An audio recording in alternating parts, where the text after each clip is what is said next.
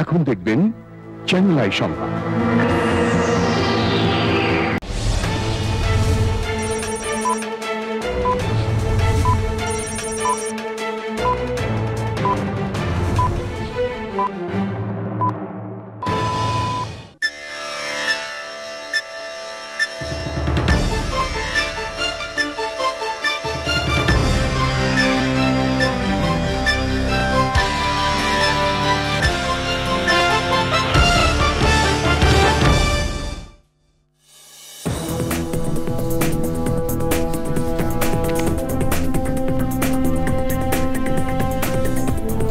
আসসালামু আলাইকুম। Channel I সংবাদে আপনাদের সবাইকে আমন্ত্রণ জানাচ্ছি আমি আল আভি জাহান। বিস্তারিত সংবাদের শুরুতেই জানিয়ে দিচ্ছি ফ্রেশ আটা ময়দা সুজি সংবাদ শিরোনামগুলো। জুলাই অভ্যুত্থানের ঘোষণাপত্র নিয়ে 6 থেকে 11 জানুয়ারি সারা দেশে জনসংযোগ, সরকার পদক্ষেপ না নিলে বৃহত্তর কর্মসূচির হুঁশিয়ারি।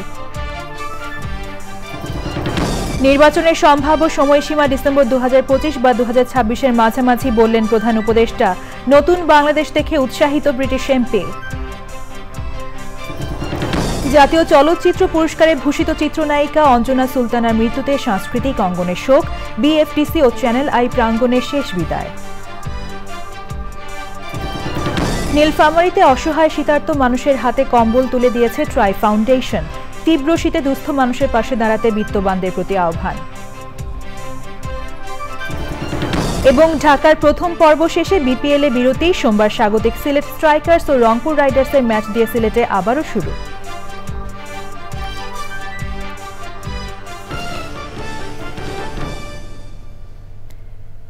সংবাদ শিরোনামগুলো জানাচ্ছিলাম। এখনকার এই সংবাদ আয়োজন একই সঙ্গে চ্যানেল আই এর ইউটিউব চ্যানেলে এবং চ্যানেল আই এর ওটিটি প্ল্যাটফর্ম আই স্ক্রিনে লাইভ স্ট্রিম হচ্ছে। এবারে বিস্তারিত প্রসঙ্গ।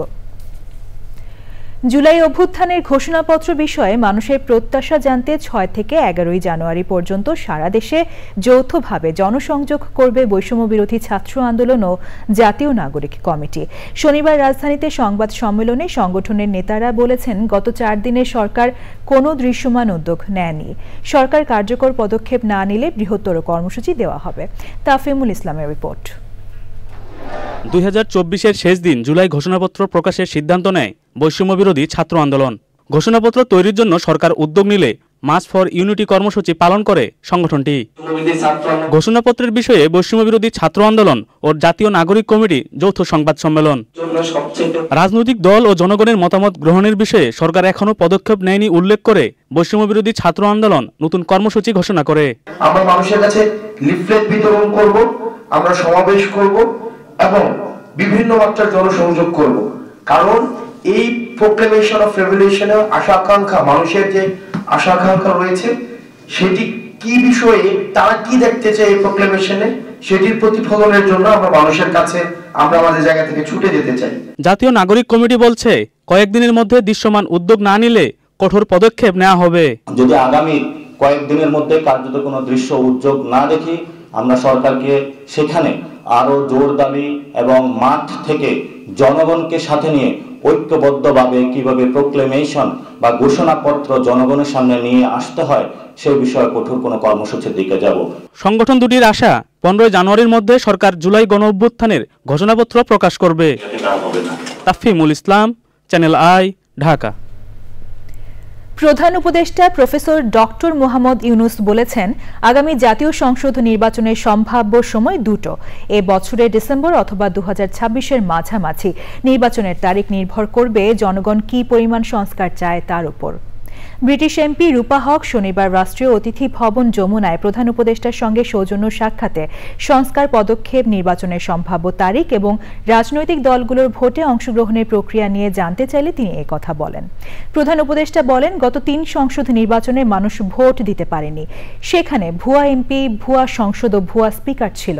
আগামী সংসদ নির্বাচন অবাধ ও সুষ্ঠু হবে বলেও আশা প্রকাশ করেন প্রধান উপদেষ্টা। ব্রিটিশ এমপি রূপা হক বলেন, নতুন বাংলাদেশ দেখে তিনি উৎসাহিত। আগামী নির্বাচন পর্যবেক্ষণের জন্য বাংলাদেশে আসার আগ্রহ প্রকাশ করেছেন তিনি। আজ বাংলাদেশ ও ভারতের মধ্যে বন্দি বিনিময়ে ভারত থেকে বাংলাদেশে ফিরবেন 90 জন মৎস্যজীবী, আর বাংলাদেশ থেকে ভারতে ফিরবেন 95 জন মৎস্যজীবী। ভারতের আনন্দবাজার পত্রিকার খবরে বলা হয়েছে, শনিবার সকালে 12 জন বাংলাদেশি মৎস্যজীবীকে হলদিয়া নিয়ে যাওয়া হয়, আর প্যারাদ্বীপ থেকে নিয়ে যাওয়া হয়েছে 78 জনকে।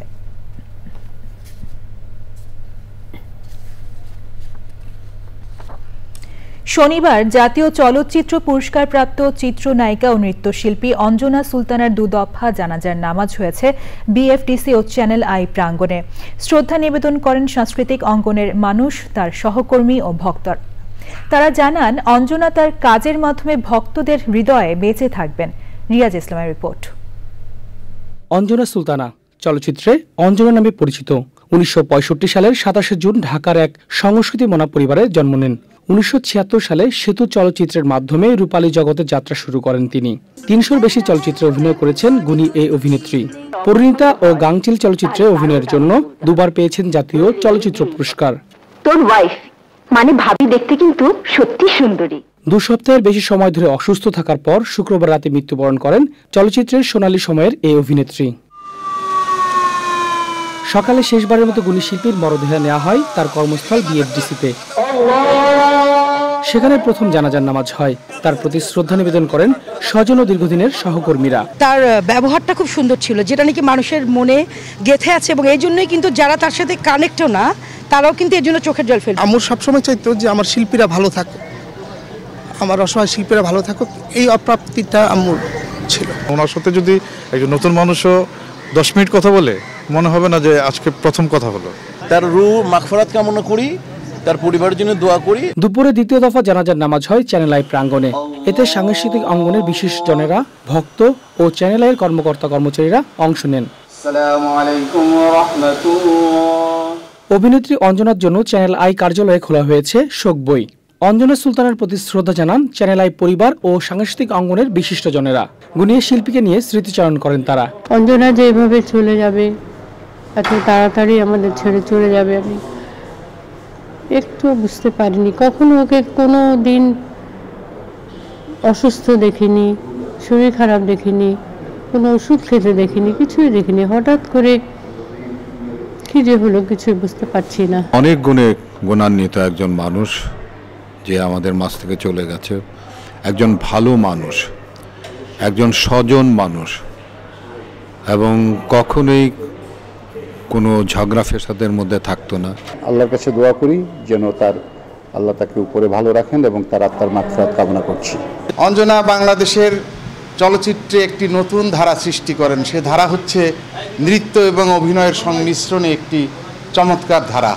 তার মৃত্যুতে আমরা চ্যানেল আইয়ের পরিবারের পক্ষ থেকে আমরা শোকাভিভূত। সবসময় দেখেছি আমাদের চলচ্চিত্রে যখনই কোনো ক্রাইসিসে আমরা পড়েছি, যখন আমরা কোনো আন্দোলন সংগ্রামের ডাক দিয়েছি, উনি ছুটে এসেছেন। আমি কোনোদিন কারো সম্পর্কে ওর মুখ থেকে একটি খারাপ কথা ভালো ছাড়া শুনিনি। এরকম মানুষদের থাকা উচিত ছিল এই দেশে। চলচ্চিত্রের সোনালী সময়ের এই অভিনেত্রীকে বিকেলে বনানী কবরস্থানে সমাহিত করা হয়। রিয়াজ ইসলাম, চ্যানেল আই, ঢাকা। তীব্র শীতে কুড়িগ্রামবাসীর জীবন বিপর্যস্ত। বিশেষ করে শীতার্ত ও খেটে খাওয়া মানুষ রয়েছেন দুর্ভোগে। কয়েকদিন পর আজ সূর্যের দেখা মিললেও কমেনি শীতের তীব্রতা। কুড়িগ্রামের শীতের পরিস্থিতি জানাতে ধরলা তীরবর্তী এলাকা থেকে যুক্ত হচ্ছেন শ্যামল ভৌমিক, যাচ্ছি তার কাছে। শ্যামল, তীব্র শীতে কুড়িগ্রামে জনজীবনে কেমন প্রভাব পড়েছে আমাদের জানাবেন।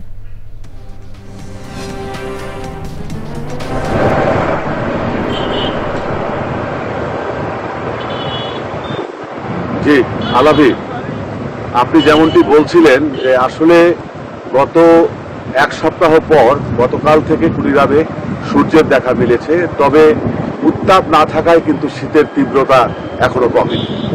আর সেই সাথে আপনাকে জানিয়ে রাখতে চাই যে কুড়িগ্রাম একটি 16টি নদ নদী বেষ্টিত একটি এলাকা।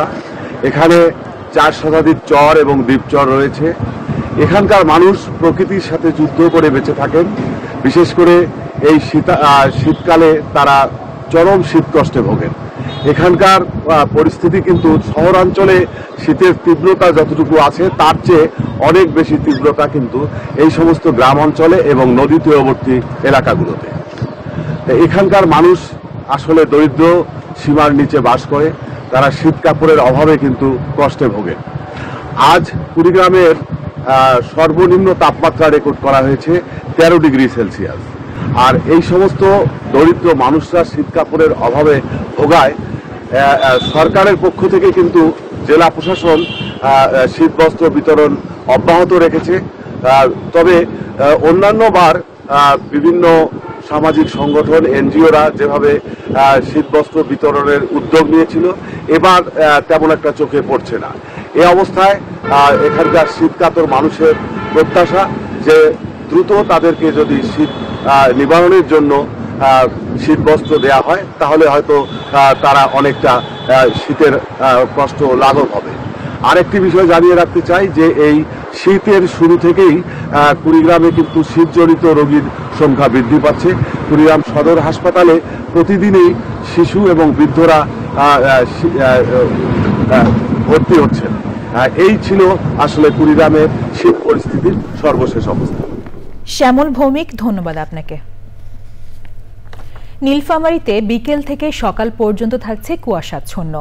হিমশীতল বাতাসে বিপর্যস্ত জনজীবন। শীতবস্ত্রের অভাবে এই অঞ্চলের স্বল্প আয়ের মানুষ পড়েছেন দুর্ভোগে। নতুন বছরের উপহার হিসেবে অসহায় শীতার্ত এসব মানুষের হাতে কম্বল তুলে দিয়েছে স্বেচ্ছাসেবী সংগঠন ট্রাই ফাউন্ডেশন। নীলফামারী থেকে আনোয়ারুল আলমের তথ্য, ভিডিওচিত্রে আল মুকসিদের রিপোর্ট। 2 দশক ধরেই ট্রাই ফাউন্ডেশন সমাজের অসহায় ও ছিন্নমূল মানুষের জন্য নিরলসভাবে কাজ করে যাচ্ছে। ইংরেজি নববর্ষে উত্তরের হিমালয়ের কাছাকাছি নীলফামারীতে শীতের তীব্রতা বাড়ায় মানুষের জনজীবন যখন স্থবির, তখনই ট্রাই ফাউন্ডেশন শীত বস্ত্র হিসেবে কম্বল উপহার নিয়ে শীতার্ত মানুষের পাশে দাঁড়িয়েছে। এতিম ও অসহায় মানুষ নতুন বছরে কম্বল হাতে পেয়ে দারুণ আনন্দিত। আমরা গরিব মানুষ দিন মিলে দিন খাই, কিছু করি পাই না। আমরা কষ্ট লোক তো বিরাট উপকার পেয়ে যা আল্লাহ দেয় আছে তা আল্লাহ ধন দৌলত বেশি করে দেব। ট্রাই ফাউন্ডেশন থেকে কম্বল দিচ্ছে, এই কম্বলটি পেয়ে আমরা খুব খুশি হলাম। ঘর থেকে বের হয়েছি না, হাই সেন্সেশন একটা কম্বল দিলি আমার আরো উপকার হইবে, ঠান্ডা যাইবে। আমরা ইতিমখানায় থাকি, আমাদের এই শীতের দিনে খুব কষ্ট হয়। আমাদেরকে ট্রাই ফাউন্ডেশন থেকে কম্বল বিতরণ করেছে, এজন্য আমরা অনেক খুশি। আমরা ট্রাই ফাউন্ডেশনের জন্য দোয়া এবং শুভকামনা রাখি, আল্লাহ তাআলা যেন উত্তম প্রতিদান তাদেরকে দান করে। প্রতি বছর এসব অসহায় ও শীতার্ত মানুষগুলোর পাশে দাঁড়ানোর জন্য ট্রাই ফাউন্ডেশনকে অভিনন্দন জানিয়েছে স্থানীয় বিশিষ্ট ব্যক্তিরা। এটি একটি মহৎ উদ্যোগ, আমাদের এখান থেকে শিক্ষা নেওয়া উচিত। সমাজের মধ্যে যারা বিত্তবান আছি, গরিব মানুষের পাশে আসব, তাহলে আমাদের এই অভাবী মানুষগুলো তারা উপকৃত হবে। শীতের সময় যে বিভিন্ন রকম শীতের রোগবালাই বেড়ে যায় এবং মানুষের যে কষ্ট হয় শীতের শীতজনিত কারণে, এই সময় শীতের বস্ত্র দরকার। তো চ্যানেল আই ট্রাই ফাউন্ডেশন যে এই ধরনের মহৎ উদ্যোগ নিয়েছে, এটা অবশ্যই ধন্যবাদ। এবং আমি বলবো সমাজের অন্যান্য বিত্তবান লোক এগিয়ে আসুক এবং এর পাশাপাশি সবাইকে শীতবস্ত্র বিতরণ করুক। সমাজের বিত্তবান মানুষগুলো সহযোগিতার জন্য হাত বাড়িয়ে দিলে নতুন বাংলাদেশ গড়ে তোলা সম্ভব বলছেন স্থানীয় প্রশাসন। ট্রাই ফাউন্ডেশনকে অনেক ধন্যবাদ যে এই যে আমাদের নীলফামারীতে শীতার্ত দুস্থ ব্যক্তিদের মধ্যে এই রকম শীতে ওনারা কম্বল বিতরণ করছেন। আমাদের সরকারের পাশাপাশি এদেরকে এগিয়ে আসার জন্য অনেক ধন্যবাদ। আসলে এখানে অনেক শীতবস্ত্র দরকার। আমরা এ পর্যন্ত যেইটা পেয়েছি, এরকম বেসরকারি সংগঠনগুলো যদি তাদেরকে হেল্প করতে এগিয়ে আসে তাহলে অনেক উপকৃত হব আমরা। তীব্র শীতে দেশের বিত্তশালীদের অসহায় মানুষের পাশে এসে দাঁড়ানোর আহ্বান জানিয়েছে ট্রাই ফাউন্ডেশনের সদস্যরা। আল মুকসিদ, চ্যানেল আই।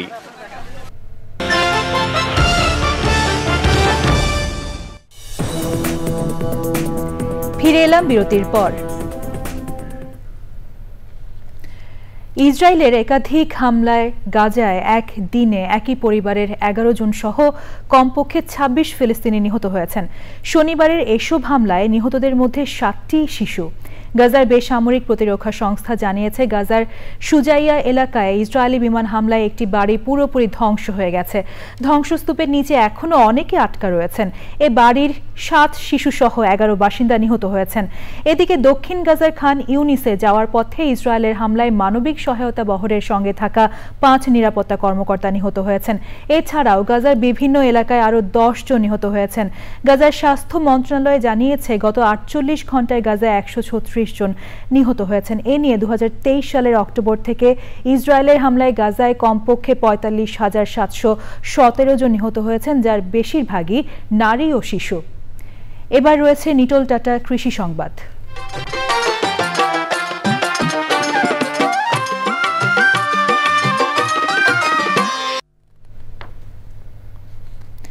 শরীয়তপুরের নড়িয়ায় উৎপাদন ব্যয় কমিয়ে ফলন বাড়াতে ও শ্রমিক সংকট সমন্বয়ে সমলয় পদ্ধতিতে বোরো আবাদ করছেন কৃষকরা। নড়িয়া উপজেলার তেলিপাড়ায় প্রণোদনা কর্মসূচির আওতায় সমলয় পদ্ধতিতে 50 একর জমিতে উপসি জাতের ব্রি ধান 92 আবাদ শুরু হয়েছে। বিস্তারিত শরীয়তপুর প্রতিনিধি এস.এম. মুজিবুর রহমানের রিপোর্টে। কম খরচে বোরো উৎপাদন বৃদ্ধি ও মৌসুমের সময় শ্রমিক সংকট মোকাবেলা করতে সমলয় পদ্ধতিতে বোরো চাষ করছেন নড়িয়া উপজেলার তেলিপাড়া গ্রামের 50 জন কৃষক। স্থানীয় কৃষি বিভাগের পরামর্শ ও সহায়তায় প্রথমবারের মতো 50 একর জমিতে যান্ত্রিক পদ্ধতিতে উচ্চ ফলনশীল বোরো চাষ করেছেন তারা। দিনে দিনে জমি আস্তে আস্তে কমে যাচ্ছে। যদি আধুনিক পদ্ধতিতে যদি চাষাবাদ না করতে না পারি তাহলে আমাদের খাদ্যের ঘাটতি দেখা দিবে। ধান রোপণ এবং কাটার সময় আমাদের এখানে অনেক শ্রমিক সংকট দেখা দেয়। যদি আধুনিক পদ্ধতিতে আমরা ধান রোপণ করতে পারি এবং কাটতে পারি তাহলে আমাদের শ্রমিক সংকটটা দূর হবে। যান্ত্রিক পদ্ধতিতে উচ্চ ফলনশীল বোরো আবাদে যেমন খরচ কম তেমনি ফলনও বেশি বলছেন কৃষি অফিস। রাইস ট্রান্সপ্লান্টের মাধ্যমে চারা রোপণ করলে এখানে ম্যানুয়ালি পদ্ধতিতে কম সময় লাগে এবং কম খরচ হয়, এবং এই পদ্ধতিতে চারা রোপণ করলে ফলন 15 থেকে 20% বেশি হবে বলে আমরা আশা করি। এই পদ্ধতির সুবিধা হলো এখানে রোগ পোকামাকড় আক্রমণ কম হয় এবং চারা সঠিক পুষ্টি উপাদান পায়। দেশের খাদ্য ঘাটতি মেটাতে কৃষিকে যান্ত্রিকীকরণের মাধ্যমে উৎপাদন বাড়াতে কাজ করে যাচ্ছে স্থানীয় কৃষি বিভাগ। শরীয়তপুর থেকে SM. Mujibur Rahman, channel I. এবার প্রকৃতি সংবাদ।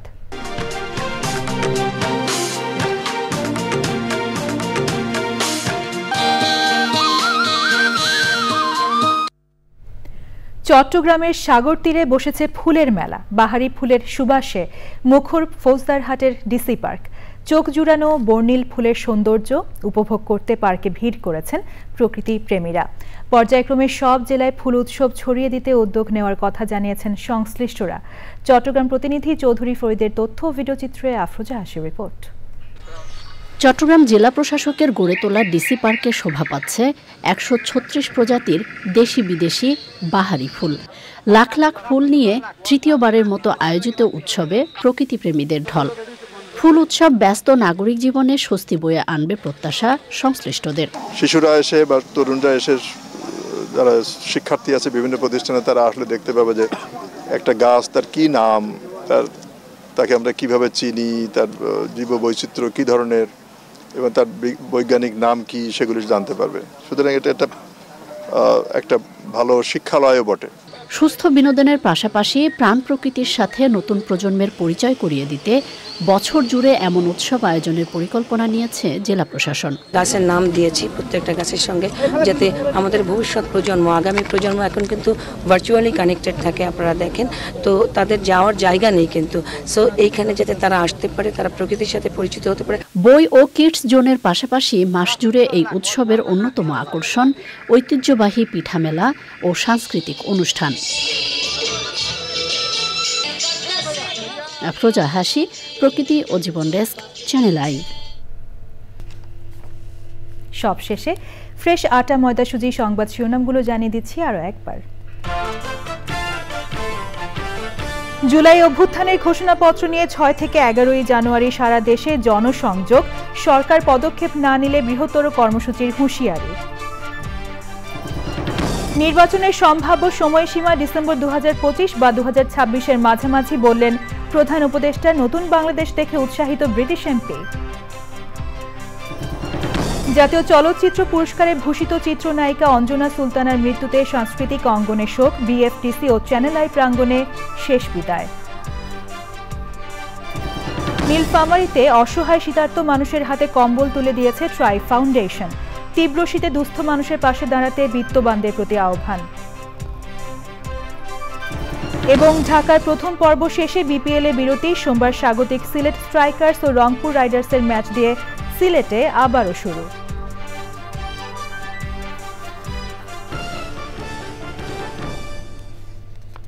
চ্যানেল আই এর সর্বশেষ সংবাদ জানতে ভিজিট করুন channelionline.com যুক্ত থাকুন আমাদের সোশ্যাল মিডিয়া প্ল্যাটফর্মগুলোর সাথে। পরবর্তী শীর্ষ খবর দেখার আমন্ত্রণ জানিয়ে শেষ করছি। ধন্যবাদ সবাইকে।